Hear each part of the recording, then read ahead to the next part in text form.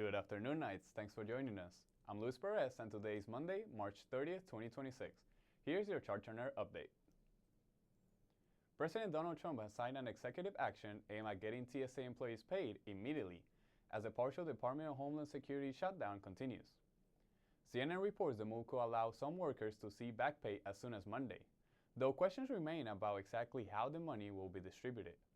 More than 60,000 TSA employees have been impacted by the funding lapse, with hundreds reportedly quitting and airports across the country dealing with longer security lines. Lawmakers are still at odds over a long-term funding plan, leaving the future of DHA's operations unclear. The Orlando Magic suffered one of the worst losses in franchise history Sunday night, falling to the Toronto Raptors 139-87. The 52-point defeat marks the largest loss the Magic have ever endured as a franchise. Orlando actually led in the first quarter, but the game quickly spiraled after Toronto put together a 31-0 run that blew things open. The loss continues a tough stretch for the Magic, who have now dropped 7 of their last 8 games and continue to lose ground in the Eastern Conference playoff race. With the postseason approaching, Orlando will need a quick response to keep its playoff hopes from slipping further. It's not every day a student project leaves the planet, but for one UCF club, that's exactly what happened. Reporter Cecily Webb takes us inside the Knights Satellite Club journey to launch. At UCF, the Knights Satellite Club is aiming far beyond campus, bringing together students with a shared goal. Jordan Hicks, the vice president of the club, shares what the mission of KSC is. We want to prepare students to be great professional engineers, particularly in the aerospace industry, as that's mostly what our projects center around. So that includes a lot of different factors. To build great engineers, you need to be able to have those documentation skills, those technical project skills, but also we provide industry exposure. So that's a big thing. Creating those connections, the network, is ultimately how most people get their jobs. So that includes conferences. A lot of those come with internship opportunities. And while the demand for those skills is high, opportunities to actually practice them can be limited.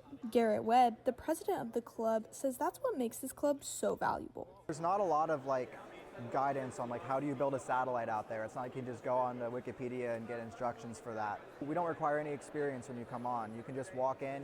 All we need is an interest in the field, of course, but we have everything prepared so you can start getting hands-on and start working. For these students, that opportunity is about to launch them into something bigger. I'm here with the Knights Satellite Club, and this is the CUBE satellite they will be using to officially launch on March 28th. Mechanical lead Nolan Swaranowski says every component is student-run. So that's completely different, and we're trying to eventually push towards larger projects as well that are completely student-led. And Jordan Hicks says this launch could mean big things for the club's future. We want this club to grow long on, after us. The main mission that would take and that we think would really propel us forward is launching an orbital CubeSat. That would be very special for us as a club, for UCF, because that would make us the very first student-organized group to launch a CubeSat into space. In Orlando, I'm Cecily Webb, the Charge on Air. The team saw their hard work lift off and take their mission beyond the classroom at Memory Mall on Saturday. UCF softball has enjoyed a 28-10 start to their season. Reporter Edgar Rodriguez has more on one of the inconvenient reasons behind their success. If you've watched UCF softball this season, you may have noticed new additions to the dugout. I spoke with Callista Birkenstock and Carly Jo Penner to explain exactly what these decorated chairs bring to the table. One weekend we had buckets, and when a pitcher was striking a girl out, we were like, okay, we can sit her down on the bucket. But then we came across these chairs in the dugout, and we were like, you know what? She can take a seat on the chair. That would be better. The little smirk here, the chains, we went with the lips, went with the grill, and then so on. The girls also went into detail on their favorite chair-related chants. So example, the cowgirls, it'd be like, what would you like that cowgirl to do to your chair? And then we're gonna say, I'ma say sit on it. And when we go sit on it. Yeah, and then we have some songs too. We'll go like, get a chair, I say get down low and get a chair. So we got a bunch, so. UCF head coach Cindy Ball Malone said how the team feels free to truly express themselves and show their character. One of the big things that we talk about here is really getting external and you've got to have a personality and you've got to show it and share it. A big thing we say is how you do anything is how you do everything, and they're locked into it. So if they're in it, I am too. We got a lot of good stuff coming, but we're not going to give any secrets out yet because we want people to see. You have to come to our game to see, UCF hopes to build momentum following their midweek victory against the FGCU Eagles.